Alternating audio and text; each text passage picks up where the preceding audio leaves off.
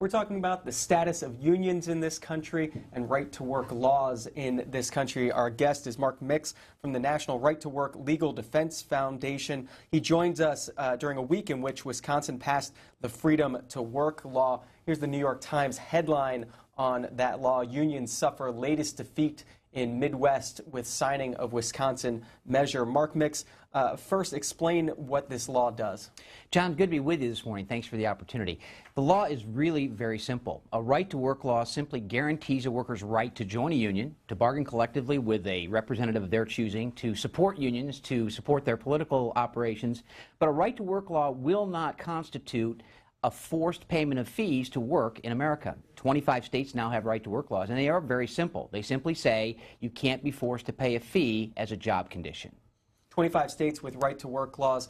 What's the next front after Wisconsin has now passed its law? Are there other states that are in the process? Absolutely. I think our goal at the Right-to-Work Foundation and the Right-to-Work Committee, our sister organization, is to end forced unionism across the country. We can do that two ways. We can continue to do it at a state-by-state level, or we can do it here in Washington by changing the 1935 law that established this compulsory unionism power that union officials enjoy over workers in 25 states now.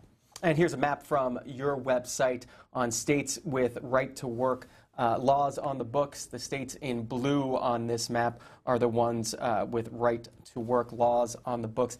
How easy or hard is it to form a union in this country right now?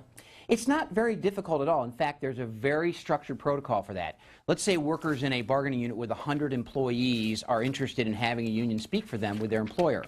They can get the signatures of 30 employees in that workplace, and they can petition the National Labor Relations Board, which is the 5-member agency here in Washington that is designed to serve as kind of the adjudicator of private sector labor management relations in the country.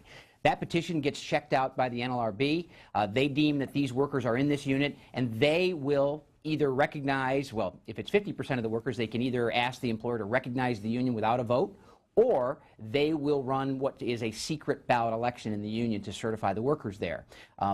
Secret ballot elections have been something the union officials don't like to do very much anymore. In fact, they tried to change the law here back in 2010 to kind of eliminate secret ballot elections to allow them to unionize by what they called card check. And that would mean if we could get you, John, and 49 others or 50 others in our hypothetical unit of 100 to sign these cards, the union would automatically be recognized as the bargaining agent for all the employees in that unit. It's not hard to unionize in America. I mean, certainly employers have a voice in that process. They're the ones that can actually trigger a secret ballot election. The employer is the only one in the equation that can say, I would like my workers to vote by secret ballot whether or not they want to be in a union. And the issue in this Wisconsin legislation is the money, the dues paid to a union. Who sets union dues, and who controls who union money gets sent to in political elections, some of these political action committees, and the money that goes to candidates? Yeah, I don't think there's any really standard form for all the unions in the country. I mean, the AFL-CIO is an umbrella of, I think, 56 unions. I think all 56 unions have probably differences in how that process works. I know that the Carpenters Union and the Laborers Union have different techniques as to how they decide how money is spent and what the dues structure is. In fact, the UAW just, I think it was last summer, raised their dues by 25% at a vote with the delegates at the UAW convention. You know, unions are private organizations. They should be managed by the people that want to join them and that are part of them. They just can't get over the fact that they have been granted this compulsion in the marketplace, and if they were a private organization and went out and provided services to workers, they may fare better. We're asking our viewers to join in on the conversation this morning. We're talking with Mark Mix right now with the National Right to Work. Democrats can call in at 202-748-8000. Republicans, 202-748-8001. Independents, 202-748-8002. 8002. And if you want to join in the conversation, if you're outside the U.S., it's 202-748-8003. We're talking about that law that was passed in Wisconsin and signed this week. Here's the statement from Governor Scott Walker on that Wisconsin union law. When he signed it, this legislation puts power back in the hands of Wisconsin workers by allowing the freedom to choose whether they want to join a union or pay union dues. This also gives Wisconsin one more tool to encourage job creators like those at Badger Meter to continue investing and expanding in our state. Freedom to work, along with our investments in worker training and our work to lower the tax burden, will lead to more freedom and prosperity for all of Wisconsin. Scott Walker, of course, headed to Concord, New Hampshire today, a potential presidential nominee, someone who's being watched as a GOP candidate. He's meeting with the New Hampshire Republican Party at a grassroots activist workshop today. President Obama also released a statement on the signing of that Wisconsin union law. I want to show that to our viewers as well. He said, "I'm deeply disappointed that a new anti-worker law in Wisconsin will weaken rather than strengthen workers in the new economy. Wisconsin is a state built by labor with a proud pro-worker past. So even as its governor claims victory over working Americans, I'd encourage him to try to score a victory for working Americans by taking meaningful action to raise their wages and offer them the security of paid leave. That's how you give hardworking middle-class families a fair shot in the new economy." We're taking your calls and comments. We'll start with Don this morning up first, Sumter, South Carolina. Don's a Democrat. Good morning, Don. Hello. How are you, John? I'm good, Don. I'm calling to talk about the assault that's been put on unions. The right to work laws are part of that assault. To say that they give unions or workers more rights to represent themselves is kind of ridiculous. My example, and it's part of the overall Republican philosophy. My example being the United States Postal Service. They are definitely under assault. They've been burdened with laws and regulations by the Congress that prevent them from being profitable so that they can then be criticized, and the pushes for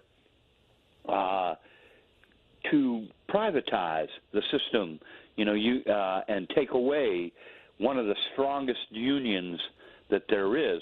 What happened in Wisconsin here is not the enhancement of individual workers' rights, but the deterioration of their ability to act as a combined force to stand up to corporate rules and policies that really tap down on their salaries, benefits, and everything else. Mark Mix, I'll let you respond to that. Yeah, thanks, Don. Obviously, the postal system has been in the news with its financial condition. But, Don, did you know that no one in the postal system, no one in the postal unions is forced to pay union dues to get or keep a job? They have a right-to-work law in the postal system. It's not specifically articulated that way, but there is no compulsory unionism in the postal system. But yet, as you mentioned yourself, you said it's one of the most powerful unions in the country. And boy, oh boy, they are formed together through voluntary unionism, just like what the right-to-work laws do for workers in Wisconsin and the 24 other states that have them. Let's go to Laura, who's waiting in Troy, Michigan, line for Republicans. Laura, good morning to you. Good morning. I am a senior citizen, and I have two brothers that were skilled laborers that, of course, were union members.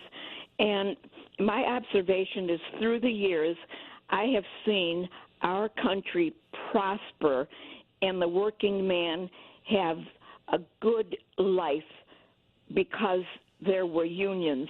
A lot of these right-to-work votes were taken in lame duck sessions, very much like the letter that the senators supposedly signed because they were in a hurry to get out. There's never really been, in my observation, a thing that has been put in front of members. All we have to do is witness what happened in Tennessee when I believe it was Senator Corker came in and talked to all the workers there. The company's going to move out if you vote for the union and all those kind of things. And I've seen a lot of subversive things done to keep the unions from prospering. Our country and the average working man prospered and lived a good life when there was a preponderance of unions. And Mark Mix, before you answer, I want to show this chart from the Pew Research Center. It's titled A Long Downward Slide for Unions, talking about union membership in this country. Back in 1983, union membership well over 17 million Americans. In 2013, just about 14.5 million Americans, split between 7.2 million in public sector unions, 7.3 in private sector unions. You can see the downward trend over the years in that graph. Mr. Mix. Yeah, back to Laura's point about Michigan. She talked about how the law was passed up there, but really the debate over right to work began back in March of 2012 when Bob King, then the president of the United Auto Workers Union, decided to put on the ballot a ballot proposition called Prop 2 that would have constitutionally prohibited the state of Michigan from ever passing a right to work law or reforming its public sector labor law. Bob King rolled the dice, took a gamble, if you will, to try to block right to work once and for all in Michigan, and he lost. Unfortunately, even after spending literally tens of millions of dollars to win this proposition, the voters in Michigan voted this proposition down by 16%. And that's when the legislature turned around and said, okay, we will pass a right to work law, and they did do that. And Michigan became America's 24th right to work law, effective in March of 13. As it relates to unionization in Michigan and across the country under right-to-work laws, no one in a right-to-work state or a non-right-to-work state is denied the right to join a union. I mean, that's just absolutely not the case. Workers can join together voluntarily. The thing that the right-to-work law protects against is the compulsory power that union officials have enjoyed in this country for 80 years. I mean, the idea that a private organization can force you to pay them a fee for the privilege of working in America is something that, according to a Gallup poll last Labor Day, over 80% of Americans oppose. You want to talk about the National Right to Work Legal Defense Foundation's involvement in the different legislation in different states around the country? Yeah, John. The National Right to Work Legal Defense Foundation is a free legal aid foundation that provides representation to employees only. We've been around since 1968. The National Right to Work Committee gets involved in a legislative activity. The foundation does litigation. The committee does legislation. I'm the president of both organizations. When we deal with state right to work laws, we're working through the National Right to Work Committee. When we deal with cases in the Supreme Court or the National Labor Relations Board or defending right to work laws legally, that's when foundation attorneys step in and help workers in those states. Brian is up next in Schaumburg, Illinois. Line for Independence. Brian, you're on with Mark Mix of the National Right to Work. Yeah. Good morning. I am a labor union member, and this whole strategy behind right to work, it's been around for a long time, and it's basically divide and conquer. They want to divide up America's working class. And look what's gone on. You should show a chart that shows average incomes in America. As unionism has fallen, so has average incomes. And we're on this downward spiral, the race to the bottom. We have corporations with all the power and the working class with very little. And this gentleman says, oh, sure, you can join a union. But if you follow his logic, all unions become is just a social club. Hey, Brian, I got nothing more than that. I've got your chart for you. If you want to take a look at it, we can get Mark Mix to respond to it. This is union membership rates around the country is the red line. The blue line, middle class share of income in this country. This courtesy of a chart from the Center for American Progress in their study. The headline of their chart is union membership rates decrease, middle class income also shrinks. Mr. Mix. Yeah, John, that's an interesting point that he makes. You know, what we found when we study the economics of right-to-work laws, and certainly the first and foremost point of right-to-work is the individual freedom that it provides for workers to choose whether or not to support or associate with a union. And Don has had the choice here in Illinois. He's decided to join a union, so that's a great thing for him. The bottom line on the economics of it is really quite simple. Frankly, union officials try to use every other argument against right to work as opposed to the freedom argument. And they like to talk about right to work for less. They like to talk about somehow wages are less for workers in right to work states than non-right to work states. And the fact is, that's just not true. When you adjust wages for cost of living in right to work states versus non-right to work states, what we find is workers that have a choice in the right to work states actually have about $2,300 to $2,800 more in disposable income than their brothers and sisters in forced unionism states. You know, to do a study of an employee in New York City, a plumber in New York City, for example, and a plumber in Provo, Utah, the unionized plumber in New York makes $125 an hour. The plumber in Provo, Utah makes $65 an hour. You can compare that and say, oh my gosh, voila.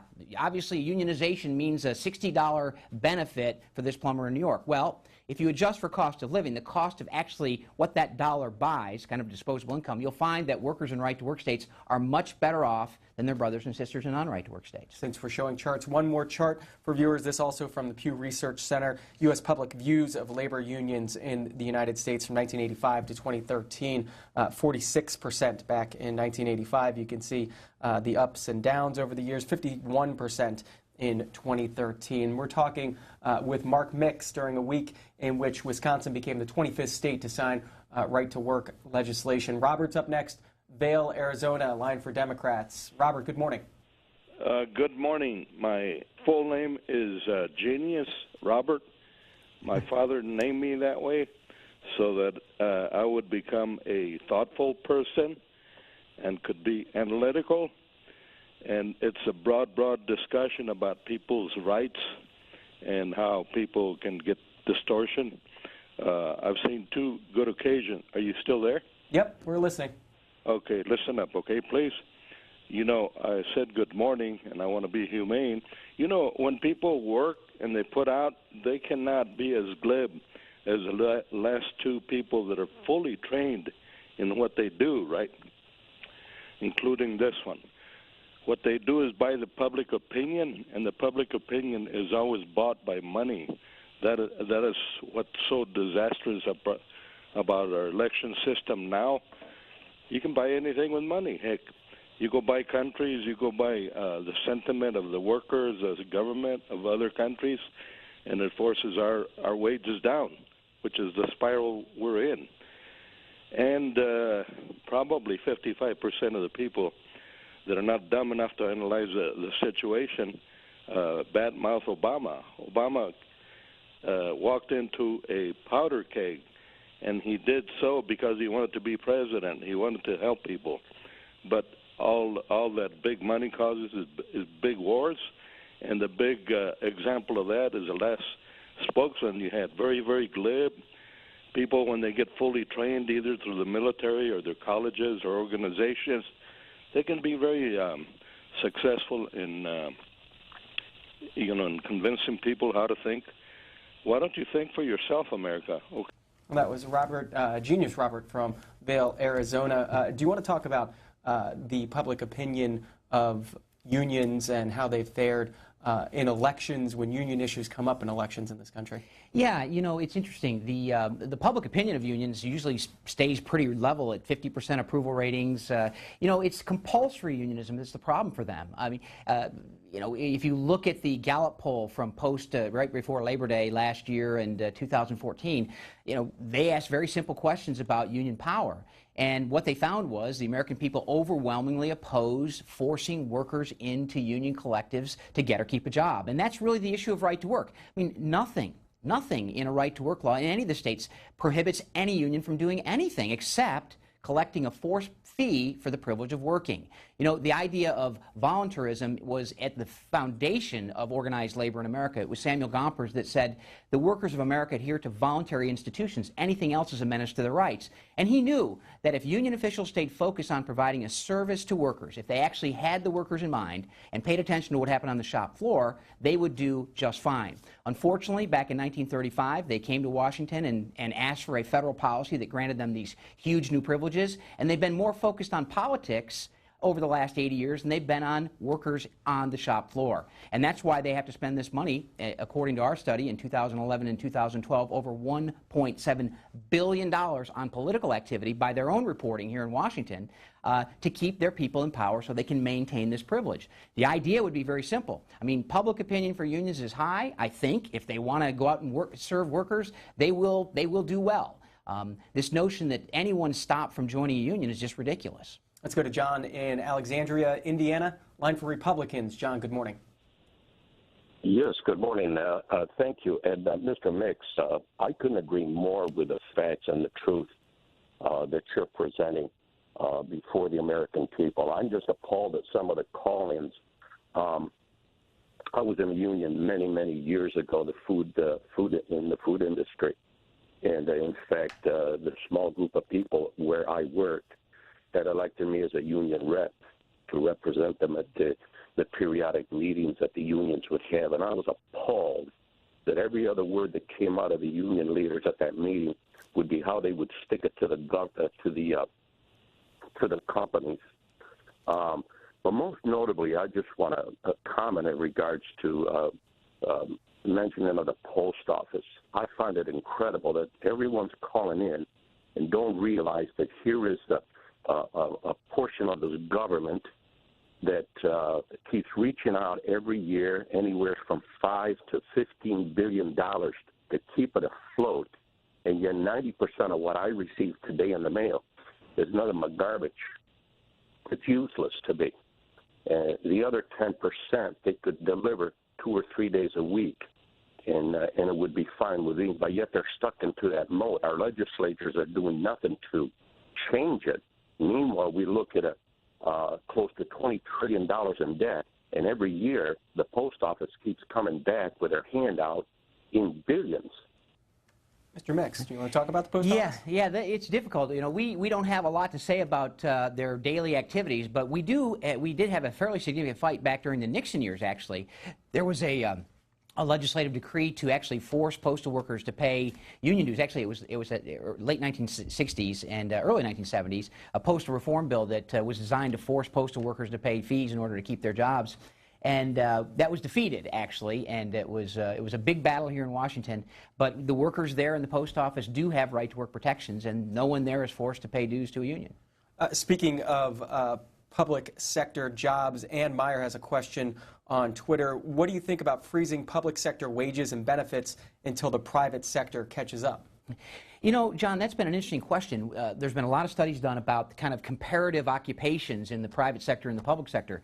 Obviously, the theory, the premise there is that the private sector workers are paying the salaries for those public sector employees. You know, the issue of right to work, we're not getting into the wage issue. Those are issues for a different time, different place. One thing I will say, though, is because union officials have seemed to basically be attracted to the government sector where their growth is. I mean, you pointed out the chart just a minute ago about their membership being almost equally split between private sector and public sector employees as it relates to the union members in America. I think it just basically went back to private sector workers being the majority of the unions in the country for government union members in America than there were private sector members. So it's very interesting, and one of the things we found, and Wisconsin was another example of this in 2011 with the passage of Act 10. Scott Walker walked into a situation where he had a $3 billion deficit, and the one thing he tried to do was reform labor law in Wisconsin, and he was able to do that, and the state has prospered from that.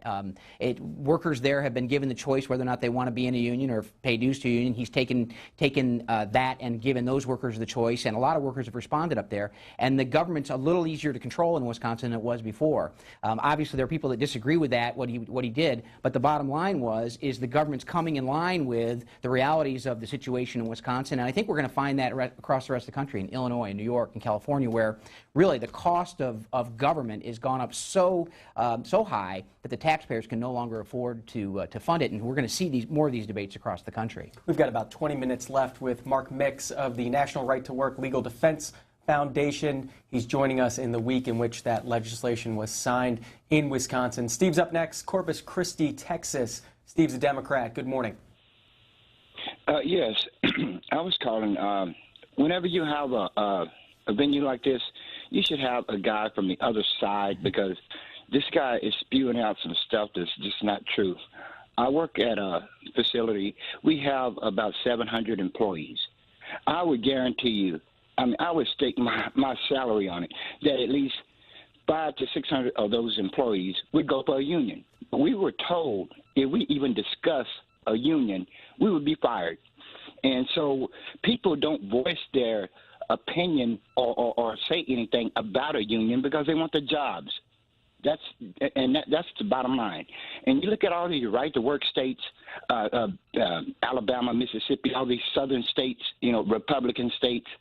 I mean, the wages are low. It's just low. It's just super low. And that's what right to work drives down wages so that the union can't come in. And when we had unions, we had a strong economy. We had a strong middle class. I mean, you look at the decline of the middle class and the decline of the unions, that coincides, that goes hand in hand. My dad worked for a refinery for 35 years. He was in a union. We lived well. God rest his soul. My dad's passed away, but I have 6 brothers and 2 sisters. We've all served in the military, and it befuddles me that people do not see the correlation between a strong union and middle-class wages. Steve, thanks for the call from Corpus Christi, Texas. Do our best to bring guests to offer opinions from all sides on this. Mr. Mix, your thoughts on Steve's comments? Yeah, Steve, I appreciate you calling in this morning and giving us your opinion on these things. Obviously, you work in Texas as a right-to-work state. Your father worked in Texas, which is a right-to-work state, when he was there in the refineries, and he chose to join a union, and it benefited him, and that's the way it ought to work, and that's the way it does work. To your original point about your employer saying the types of things that he did about the formation of a union, if really you can document that, then he or she has committed an unfair labor practice, and you have recourse with the National Labor Relations Board here in Washington or the regional office in Texas. Obviously, they can't say those things. That is a pretty significant thing that you're alleging here that your employer has said, and so if you really believe that that's what was said and that you can document that, you ought to bring that to someone's attention, because that is employers are not able to say that.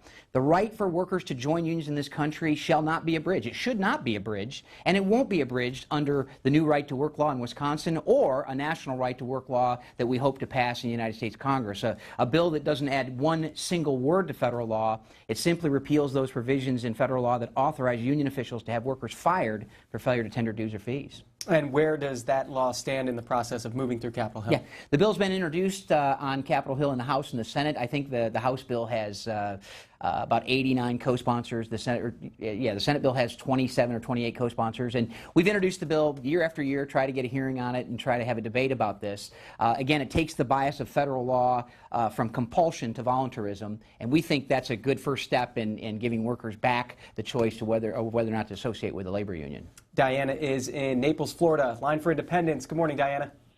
Good morning. Divide and conquer, misrepresentation. I'm 84 years old. I've lived a long time, watched the unions grow, made our country strong, had jobs here. We don't have to depend on McDonald's and these small jobs to give them raises. What we have to do is get these jobs back. We have these unfair trade agreements because we have no unions. They've knocked the unions down, and the workers here, we've got how many millions of people that have not had any benefits, that they will not pay benefits for, that don't have jobs that are to make a livelihood. And this is what's wrong, this misinformation and dwelling on things that the most important thing that would make the economy whole again, and it would affect housing, it would affect taxes, more taxes, our health benefits, everything. And I've lived through all these times. I've watched what happened with unions, and they've done this all these years. Of course, now people are not informed, and they don't inform themselves. And just makes me feel great to hear these people call that know what unions are and that can express to the people out there what unions have done for us. So, Diana, do you think we showed that chart of declining union rates in this country? Do you think the unions themselves are doing enough of a job to say why they're important and why people should join them? The unions, no, it seems like they've been so knocked down. There's no representation anymore, and they don't even the media with this 24-hour news media. I see so many things on there that are wasted. I mean, there's some of these arguments, these petty little arguments, and I see how they dress and how they can afford to buy the best of clothes. But if we go to the store, we have to buy clothes that are, it's just embarrassing to have to buy some of this stuff. And they say, we like these prices so well, we don't want to leave go of them.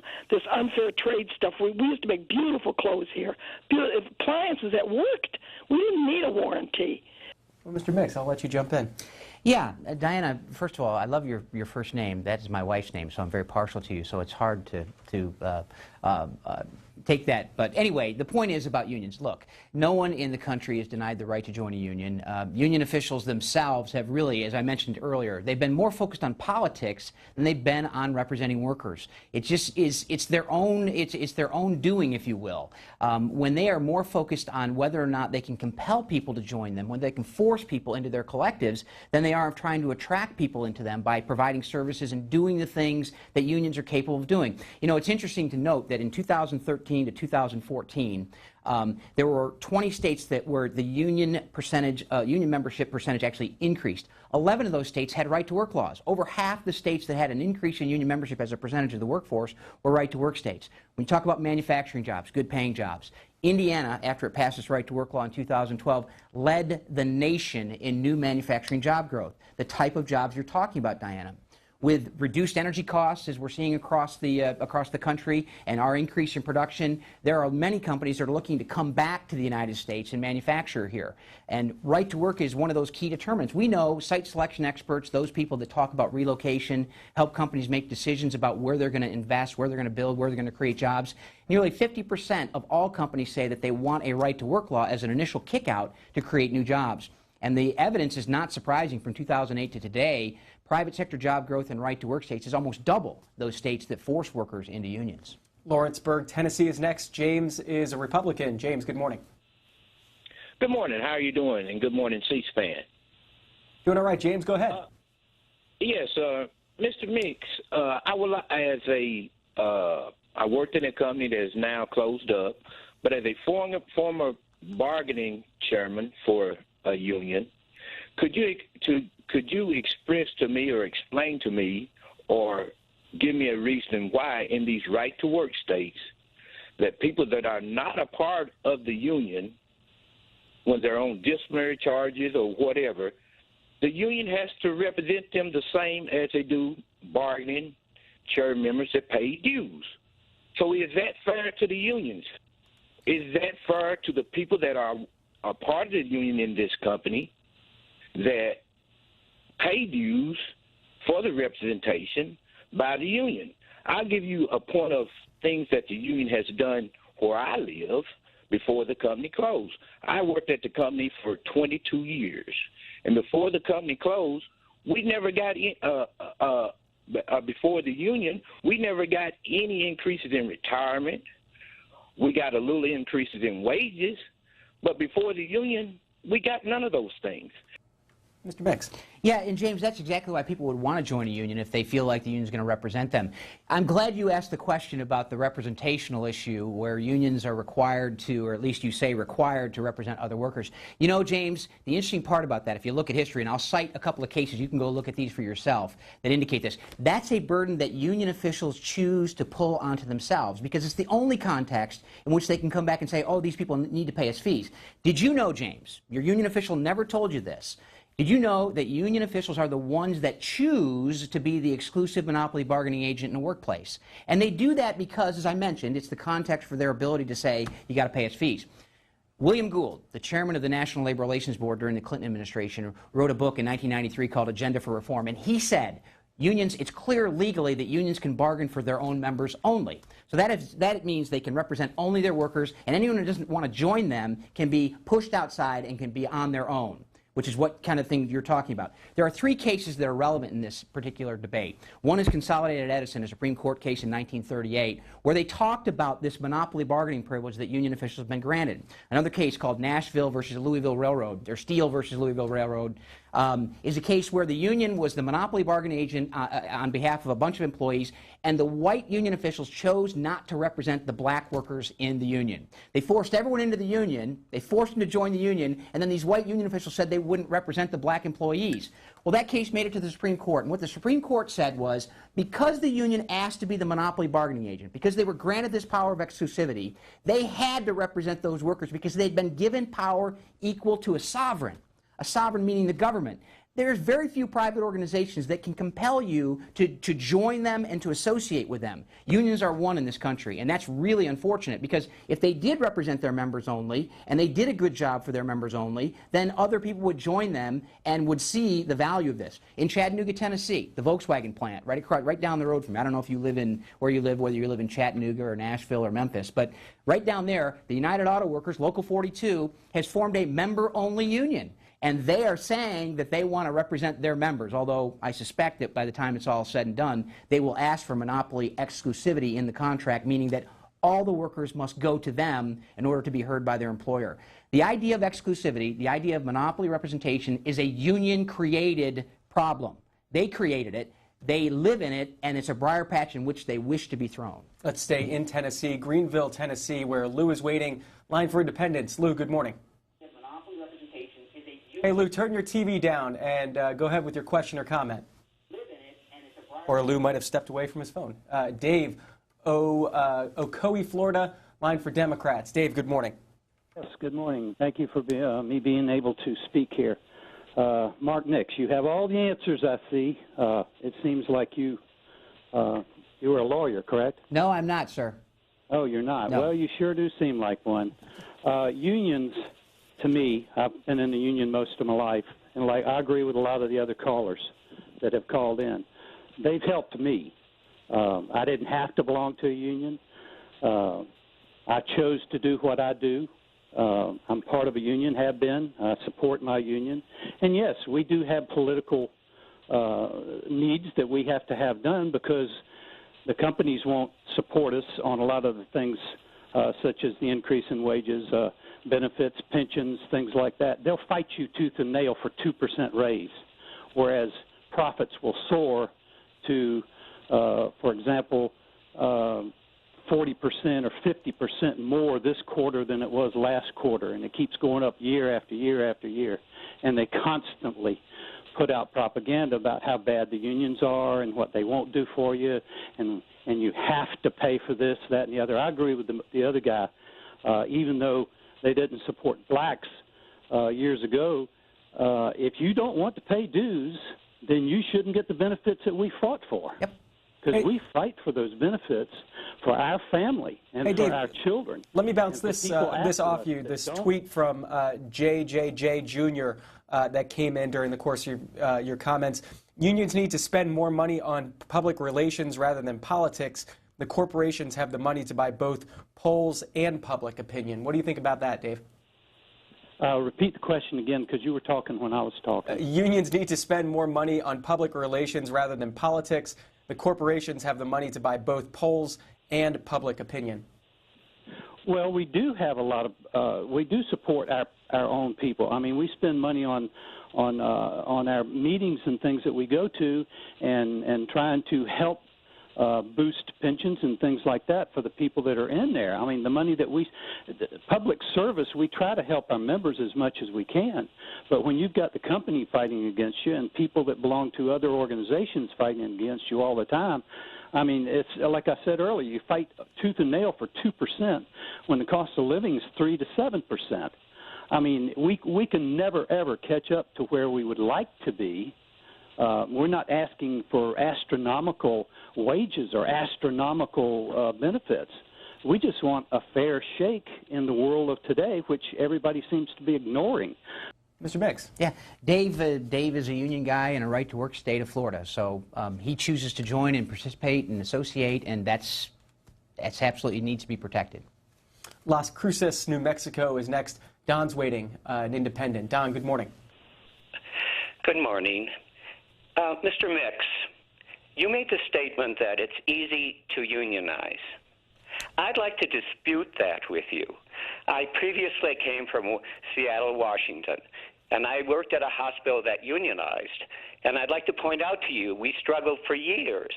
And what would happen would be in this case, the hospital would put impediments in front of us. I'd also like to point out to you that they've tried to unionize in Walmart.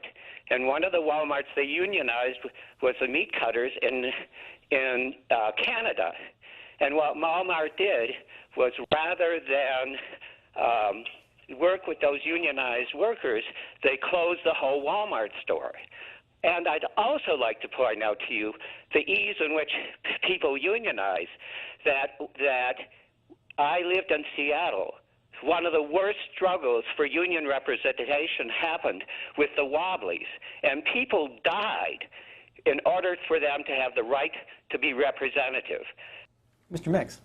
Yeah, the original question was, if I remember correctly from John, was the process of unionization, and I talked about how the number of petitions could be signed and you could go to the National Labor Relations Board, and I did say that the employers usually have something to say about that too. I didn't try to intimate that that the process was easy. I tried to explain how that process worked, and certainly understanding that there is a campaign that goes on in these union elections, no question about that.